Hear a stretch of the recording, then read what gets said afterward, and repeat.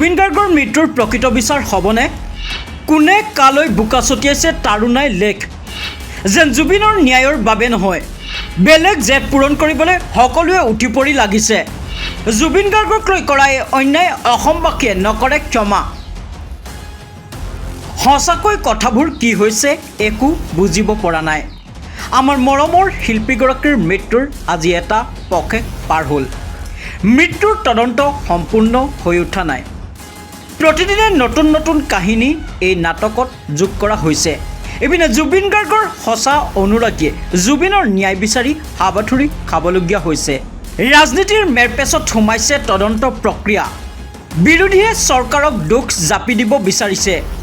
কি নিৰ্লজ্জ আমি অসমীয়া জাতি। চৰকাৰে উচিতভাৱে তদন্ত প্ৰক্ৰিয়া চলাই নিয়া দেখা গৈছে। ইপিনে উপযুক্ত প্ৰমাণৰ বাবে তদন্ত প্ৰক্ৰিয়া দীঘলীয়া হৈছে আৰু হয়তো সময় লাগিব। ইয়াত চৰকাৰৰ কৰণীয় বিশেষ নাই বুলি শাসকীয় পক্ষৰ নেতা কৰ্মীয়ে উল্লেখ কৰিছে। বিৰোধী নেতাই এতিয়া অভিযুক্তসকলক ফাষ্ট ট্ৰেক আদালতত বিচাৰ কৰি অন্তিম শাস্তি বিচাৰিছে।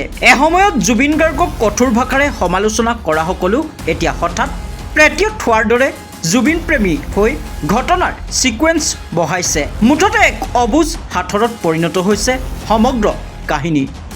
অসমবাসীয়ে বিচাৰিছে এক নিৰপেক্ষ তদন্ত আৰু অভিযুক্তসকলে যোগ্য শাস্তি পোৱাটো। News desk report for nation Assam.